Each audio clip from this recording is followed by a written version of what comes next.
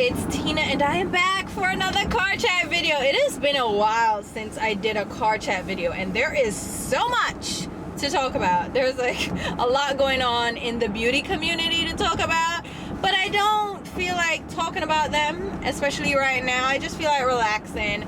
I'm on my way to an early dinner with my mom and my cousin. So we're gonna have a little girls' days out, and I figured, it's a longer drive, let me go ahead and do a car chat, because my car chats I usually do in the morning on the way to work, but it's such a short ride. It's like 10 to 15 minutes. So by the time I really get into the topic, I'm already at work. So it's like, yeah, it's sometimes not enough time. I'm thinking about doing chats from just regular chats without having to be in the car. So let me know if you guys are interested in that, and then we can talk about other topics, especially in the beauty community. But anyway, it's not a story time, I don't think. Like, I don't do story times. I am not on my YouTube influencer game, so I don't know how story times work. But I was thinking about this the other day, and you already know from the title what we're gonna talk about, but I was thinking about this the other day, and I laughed to myself because it at this point it's funny, and it's years and years later, so it doesn't affect me at all. But in the moment and in the time that it was happening, of course you're like devastated, and you're like, oh my god, I'll never move on, I'll never get over this. I mean, I knew I would get over it, but you know, in that moment your feelings are hurt and you're like, I cannot and now I can look back and laugh. And I tell people this, like, my best friend went through a horrible breakup, and I was like, trust me, just let time pass. It's not going to feel good right now. You're gonna hurt, it's gonna suck, and it's just something you have to go through, and only in time will you actually feel better. So don't expect it to happen overnight, because it never does. So anyway, backstory. So I'm gonna talk to you guys about the time I got cheated on and found out and was hurt.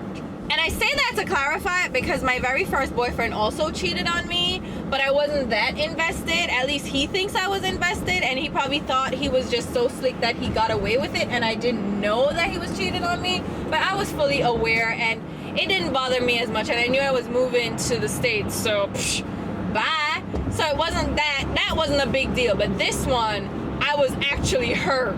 And looking back, I'm like, you have some nerve to be hurt. But I was hurt.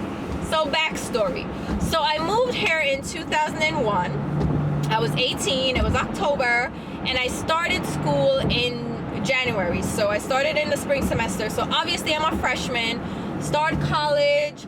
I am the new girl because everybody else had started in the fall before. So they already have a semester together. They've been to classes together. They know each other. So I'm the brand new girl, right? I was supposed to come earlier in the year, but then 9/11 happened, and it was, I wasn't able to get here until October. Anyway, that's not the point. So I start school in January. So I'm fresh off the plane. I'm Jamaican as hell, so there's no getting around that. And I always liked an American accent, specifically a New York accent. I love that. I found it so sexy on a guy. So, of course, I'm around all these new guys now, right? Different races as well. I was around different races in Jamaica, but they were mainly black.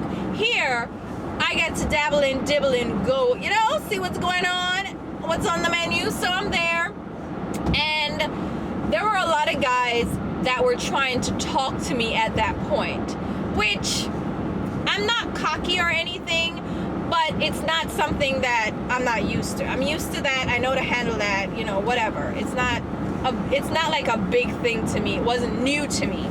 So these guys are talking to me. I'm not trying to be, I'm not a bitch, really. I can be a bitch when I want to be, and I'm really good at that, but I don't like to insult people necessarily, and I don't like to hurt people's feelings, especially if they're coming from a good place. But I try to let people down easily. Like, if a guy comes to talk to me, I'm not gonna be like, oh, get out my face, blah blah blah. So if a guy came to talk to me, I would talk to him. I'd be like, you know, da da da, and I would just, you know, express that I'm not interested and keep it moving. That way you keep everything civil, and you can actually end up being friends. In fact, one guy I met in my, I was doing a trigonometry class. It was a review class for math. It was my very first math class. And this guy that I met, oh my God, he was so sweet to me. He was interested, but he never pushed. And he showed me around. He took me out, like he took me places. He introduced me around. And I really still appreciate that. And we ended up being really good friends after that. We spoke and we're like, it would never work because we're so, you know, you're so good at being friends that you couldn't do relationships. Anyway, that's not the point either. But these guys would come around and I got a reputation of being easy or being that girl. Y'all Americans, like, I was talking to my husband too. I'm gonna go all over the place right now and hopefully you're in for a chatty video. I grew up in Jamaica. I went to an all-girls high school. I went to Wilma's High School for Girls, in case you're curious. Class of 99, yes. So I went to a pretty laid-back high school. There was, to me, at least, I didn't experience any bullying at all. I went up through the A stream. So in Jamaica and in the British system, they have, like, I think, they have the A stream. So you have the class that's like ahead of everybody else, and you know, you have the nerds or the bright girls or the smart girls all in that class. So when you're around that kind of environment and you're around those people, you don't really experience bullying because everybody is so focused on school and doing well in classes and doing projects, and everybody works together. There's no real tension, and because it was an all-girl school, there was no boys involved, there was no co-ed situation, so there was no fighting, for me at least. After school, of course, there were issues, but while I'm at school, there's no bullying for me. I was called a bully. Can you imagine? We have to talk about that another time. But that was my experience. I didn't experience what you guys experience here in the States. And I spoke to my husband about it, and he was like, you don't understand how awful and your high school experience can be and how terrible kids can be. And I'm like, you're right, because I would relive my high school years, hands down, no questions asked. I loved high school. I met my best friends there. I loved it. So coming here now and being immersed in the school system, these people were like, oh, she's fast, she's easy, because she always lets her, it's like a rotating door. There's always these guys talking to her. I'm like, y'all ain't going, what you're not gonna do. And you know I'm Jamaican already, so I'm ready. I don't fight. I've never been in a fight. I mean, I did. I whooped my cousin's behind when we were 11, because he was like, I don't know who he thought he was, but I will eliminate you. And I did. And I haven't really had the need to be in a fight ever in my life. Like, my mouth is slick and I will cuss you out. And I am surprised myself that I've never actually been in a fist fight. Anyway, I'm giving you all of my history. Anyway, so I'm here, but I will get in your face. I have no issues, right? And I have no issues standing up for myself, which is something that I pride myself on. I'm not a pushover, so please and thank you, don't talk to me any kind of way and feel like you're gonna get away with it. So of course I confront these people. So you know, you have the student lounge or whatever where you hang out with others, and they're talking and they don't think I'm hearing. I'm like, yo, honestly, truly, Moa asks any boy in here. And you know I had the accent too, right? I'm like, anybody in here, any man, any boy, any one of uno know what my draws smell like? Do uno know? Have any of uno? You know, like, I'm like, no, somebody speak up. Since y'all want to call me easy and fast and all this stuff, one of y'all put your hands up if you've ever, please, because I will. So I said, okay. Nobody said anything. Everybody was quiet because now they didn't expect me to be all loud with them, right? And since that moment, I became friends with those people. You know, lo and behold, they were like, oh, she ain't about that. She's not taking that sitting down. So everything was kosher, right? In the interim, one of the guys, this is where we get to the guy I met. So one of the guys, he was cute. At least I thought he was cute at that point. Right now, it wasn't, seeing recent pictures, no, not so much, child. No. Anyway, I thought he was cute. He was my type. He was tall and slim. So I thought, hey, this is, you know, he's cute. I could get into this, right? So I started talking to him. He was like a little bit apprehensive because, of course, people were saying shit. And so now I have to be convincing him, which I don't like that shit either. Having to convince people to not believe the rumors that they heard about you. Anyway, long story short, there's Sue. we started dating and hanging out, like dating, official girlfriend, right? And he would come to school and we'd hang out. You know how college is, or you know how school is. Anyway, that happened. We were dating, and we dated for a pretty long time. No, it wasn't that long. It was like under a year. But we were dating. I thought everything was good. We had a great time. We hung out with the crew at school. Like, his friends were at school. He knew the guys at school, so we hung out a lot. And a couple of months into the relationship, because, you know, you're getting to know someone and you're talking and stuff, I found out he didn't actually go to the school. So I'm like, what? Wait, so how do you spend that much time at school without actually going to the school? Like, he had a student ID and everything. Come to find out, he went to the school. Like, he did a couple of semesters with these guys, but then he stopped going to school. And to me, growing up, I don't understand that concept. How do you not go to school at that age? Like, why are you not in school? Like, what are you doing then?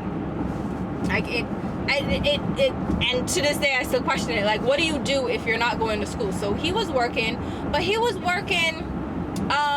a security guard. So, you know, they have those security guard companies and they send you out to different locations. So it's a company contract and you work with different places. So he would mainly work night shifts at different hotels in the city.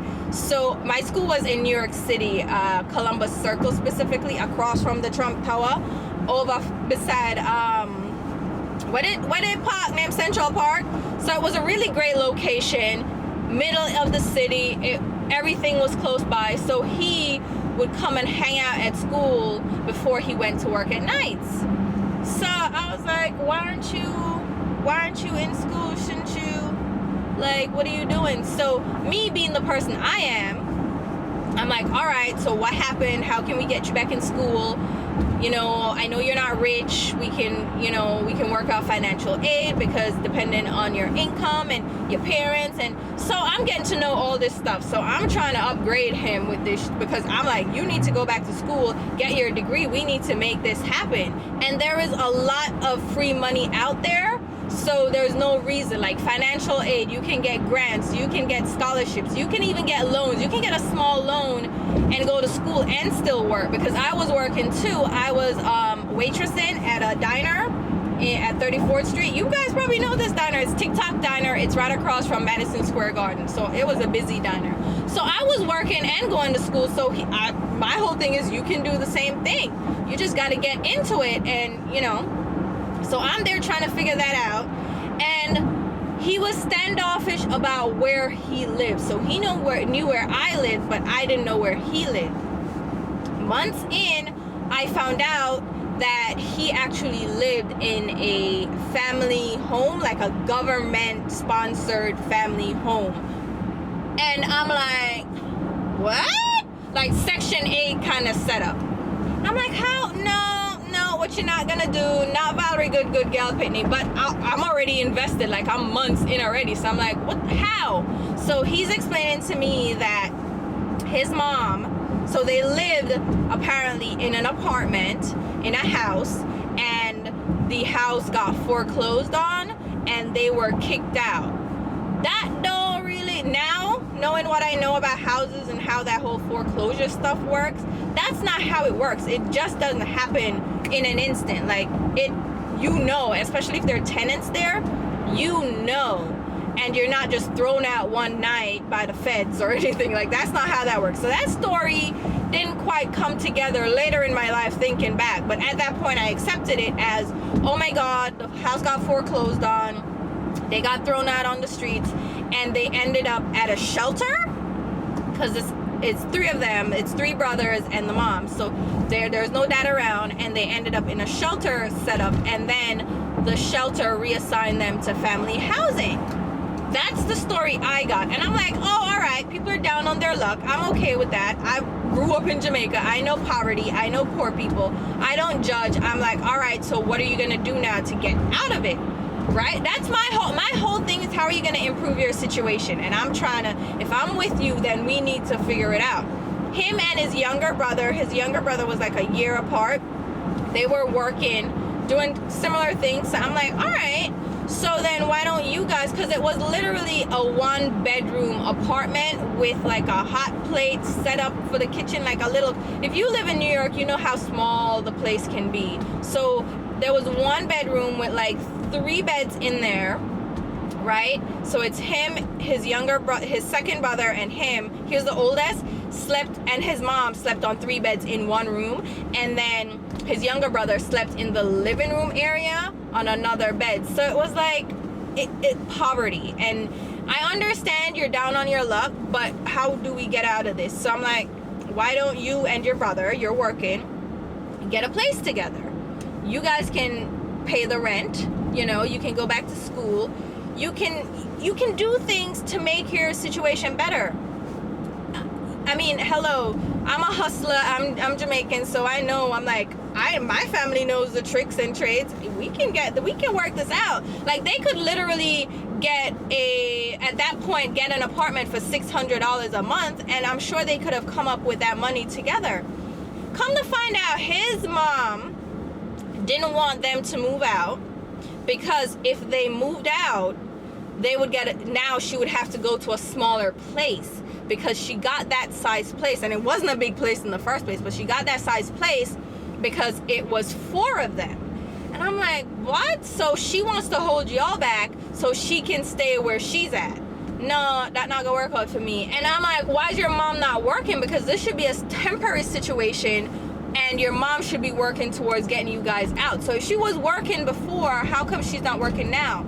And it's like all these excuses, and I'm like, your mom is lazy, and she is a perfect example of what is wrong with the system. The system is just there to help people that are down on their luck, but you should still try. Like, they give you a starting point, but they were living there for a while at this point, well over a year. And I'm like, between your mom working, where she's capable, you and your brother working, you guys should be able to get someplace better and pay rent. Maybe you can still get the public assistance. They'll help you with food stamps or whatever, but you can get a nicer place. Like, get somewhere else to look better than this. And it's funny because you would never be able to tell that this guy was living in public housing based on and in the environment he was living in, because it wasn't clean and neat or anything. It was a mess. But he was always clean. He was always fresh, like clean white tee. You know how New York guys are. Clean white tee, the clean white, what were those? Air Force Ones? Clean Timbs, like slick. So how are you doing this in the streets, but at home it's a hot mess? So, you know, my whole thing again was, let's make this better. So I'm working with him and trying to figure out. So I ended up putting his phone in my name because he didn't have good credit. Don't do this, people. Learn from my mistakes. That was like a hot mess. So I put his phone in my name. So we had a joint phone account. But I opened up a bank account. Again, he didn't want, like, why don't you have a bank account? So I opened up a bank account that was joined to my account so he wouldn't have fees. And every paycheck that he got, he would give me $50 and I'd put it in the account for him. So I was trying to help him save up money. I was trying to help him out. You know what I mean? That's what I do. So I'm trying to help him save money. I'm trying to get him back into school with the financial aid, the FAFSA, you know, paperwork, all that. So I'm doing all these things and I'm doing my school thing. I'm like, I'm doing my thing, right? And time goes on and I notice, like, we used to hang out a lot, right? And don't ask me where I found time. At that age, at 19, I was 19 because my birthday is in January. So at 19, you have so much energy. You can stay up all hours of the night because I was going to school full-time, taking 5 to 6 classes, 3 credit classes, and working at night, but still having time to hang out with him. And we'd find any time to hang out. Like, we'd hang out. I would go to his job because he worked overnight, so no one was there anyway, so it didn't matter that someone was there. So I'd go to his job. He'd pick me up after work. He'd go with me home, you know, make sure I got home safe because I got off late. Like, it was like, to me, it was good. We were having a good time. We were, you know, progressing. And at some point point, I forget when, I don't have dates all squared away. This is why I can't do story time videos. But at some point, he switched jobs. So he was no longer doing the security business. I think something had happened where he felt, I guess he felt like he got shafted, because he was out for a position and they didn't give it to him. They gave it to somebody else. So he felt slighted and he switched jobs. So now he switched to working as a stock clerk for Century 21. So he's working as a stock clerk, Century 21. And I noticed this little shift, this little change. He doesn't have as much time anymore. He's working, he's too busy, like he's growing distant. And I'm like, all right, you know, you switch jobs, you're trying to find your place, fine, no problem. Now remember, like I said, his phone is in my name, so I get the phone bill, I get the full printout, I get everything, right? So I'm like, something said check the phone, check his contact list. I'm looking and there's this one number that keeps popping up, and it's like the talk time hours at night at like 1 a.m. 2 a.m. and I'm like, wait a minute, how is this guy on the phone with somebody else at this time of the night and it's not me?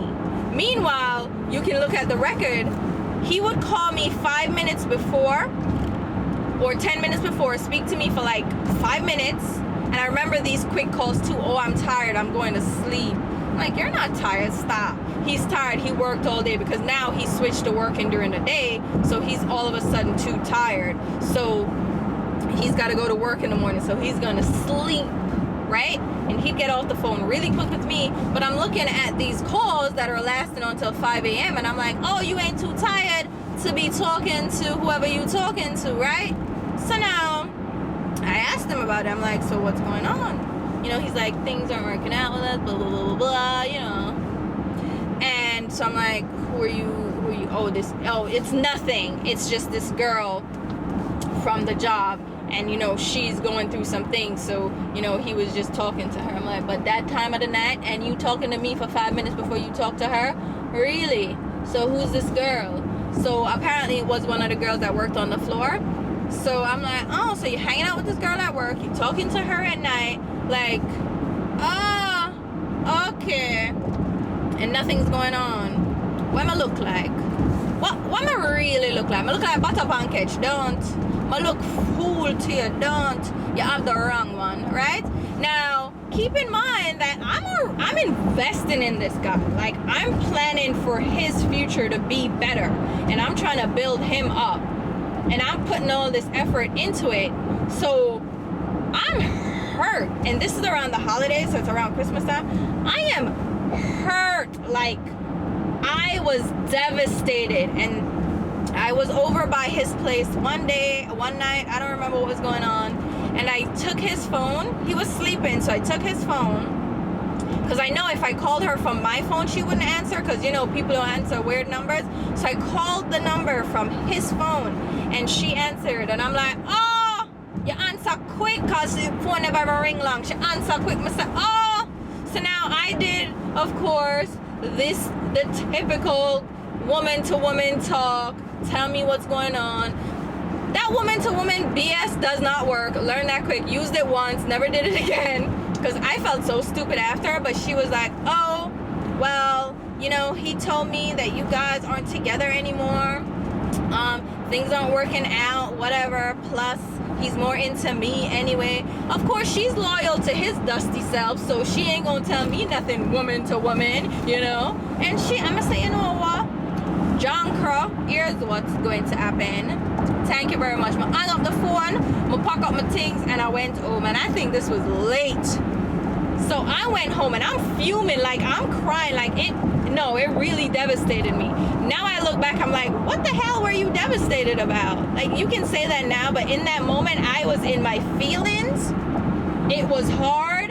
I cried for days.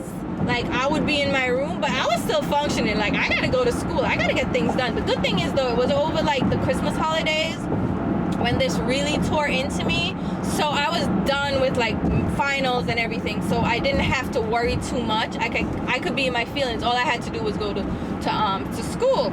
I mean, to work. So I could make it through. So I was so, like, I would sleep all day. I would cry. I barely was eating anything. Like, I was drinking milk just to make sure my stomach didn't hurt. And I would eat dry crackers. I don't know what dry crackers. Oh my God, Excelsior water crackers. I was eating Excelsior water crackers and butter. Like, I was that hurt. Like, I was not in a good place, right? Miss Sad. So I'm going through that, and I'm like, oh hell no. Your phone is in my name. So I called up, disconnected that phone. Of course, I got a disconnection fee because, you know, as it were. Don't worry, I have the money in at the bank, so I used the money that we had in the bank for him that he was saving. I used it. See, I have a backup plan. I was stupid to have his phone in my name in the first place, but it worked out in my favor actually, because then I found out he was being a sneaky bastard. So having the phone worked out for me, but it wasn't like I put myself in a bad position, because all I had to do was disconnect his phone, use his money to pay the disconnection fee and pay for his phone bill, and then I withdrew the rest of the money, right? Closed the account, withdrew the rest of the money. I put it in an envelope. He had bought me a couple of gifts by this time. So I had like sweaters, shirts. I had a pair of shoes. I had like a teddy bear. I had all his gifts. I had a watch. He bought me a watch. I kept that watch because that was the nicest gift he gave me. And I like that watch.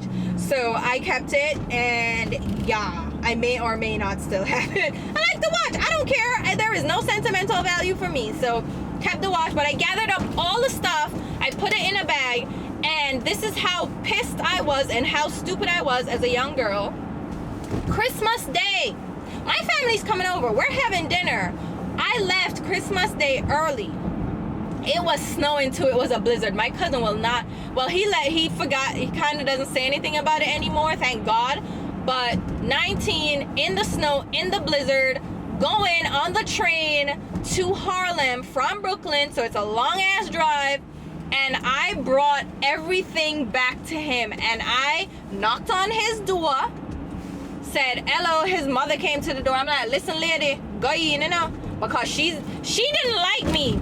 And I'm like, you don't like me because I'm trying to improve your son. She didn't like me because I'm trying to have her son move out. I'm like, yeah, because he deserves a better future. And so what's wrong with that? You should be trying to give them a better future, but you're not. So what's wrong with me? But she never liked me because she gonna lose her place, because like she's not looking at the big picture. Anyway, so I knock on the door. She come with herself like, I'm not gonna be loud. I'm like, can I talk to you? And him come out and I give him the bag. I'm gonna say blah blah blah. I don't even remember anything that I said at this point because it's well over what, 15 years ago at this point. And gave him his stuff, and I'm like, all right, your phone's disconnected. I didn't want to hear from him.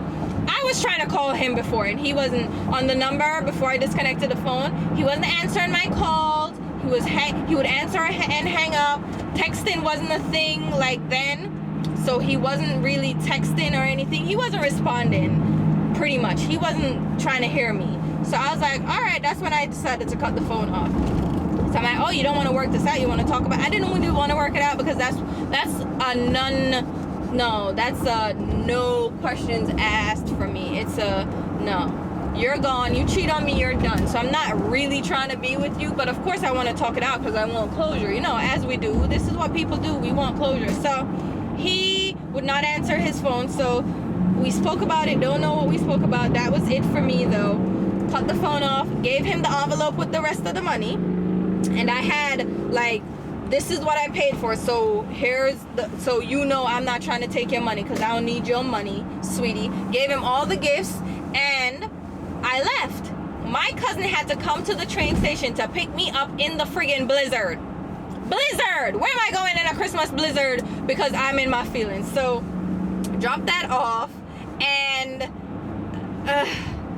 it took me a while to get over it, and I was in my feelings for a minute, but I moved on, and I knew it worked out for the best, and I'm in a better place now, obviously. And he reached out to me years ago and was trying to apologize, like, you know, I feel bad. I'm like, all right, no problem, thank you for feeling bad, you know, okay, good for you. But you know, there's no forgiveness at this point. I don't need to forgive you because I've moved so far past it that I don't even remember it. It doesn't affect my life, so I don't need to forgive you. And I looked at his Facebook years ago. He was a security guard, like in his profile. He had a kid and he recently got married. So, you know, good for him. All right. So it's another day, obviously. I didn't get to finish the story last time, so I figured I would pick up where I left off, but I don't quite remember where I left off, so we're just gonna try to edit this so it makes sense. All right, so we broke up, obviously, and I disconnected his phone, pretty much deleted his number, but I was still hurt about it. And it's like you go through the stages of mourning, or after a breakup, you go through these stages. So first I was hurt, like I was really upset. Like I told you guys, I was not having a good time. I wasn't eating, I wasn't sleeping well, but that lasted about a week and a half, 2 weeks. And then I went back to school. And for me, it's easy to distract myself once I have something to do. So I was working, I was going to school, and I had to actually keep living, right? I couldn't just break down. So I had to be a functioning human being, and I had to keep going, which I did.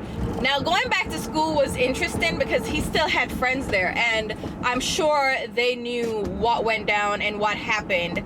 And he didn't visit the school anymore. He would see his friends outside of school, which was fine, not a problem. I was still friends with them too, so we would hang out and we would talk still. So it wasn't quite a divide. Obviously, they wouldn't be my friends first because they were his. And, you know, it is what it is. It wasn't, to me, a big deal. And I still am friends with a lot of those people, interestingly enough. And I hung out with them all through college. So that was a good thing. Like, it didn't divide the friendship because they knew that he did me wrong. And here's the thing. I didn't necessarily forgive him.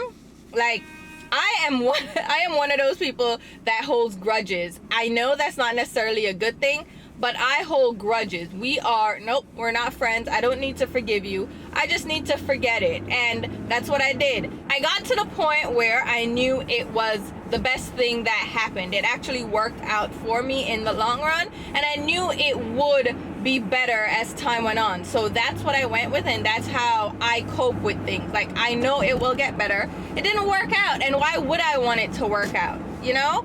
Why would you want to be with someone who cheats on you? And I know a lot of people go through this and they stay with the person because they don't think there's more or better out there for them. And I'm telling you right now, there's a lot better out there for you than somebody who cheats on you. So, and I can look back now, and this took me a while, but within like a year or so, I looked at it and I'm like, you know what? We were young and dumb, and it's okay. Like, things happen, you grow apart, people find interest in something else or someone else, and I'm not the one to hold people back. Like, if you feel like that's what you need to do, then do that, because you won't be happy with me. And if you're not happy with me, then how am I gonna be happy with you? So that's what you kind of have to have in your mind. And it helped me through the rest of my life and my experiences with dating and breaking up. Like, it was easier to handle. Like,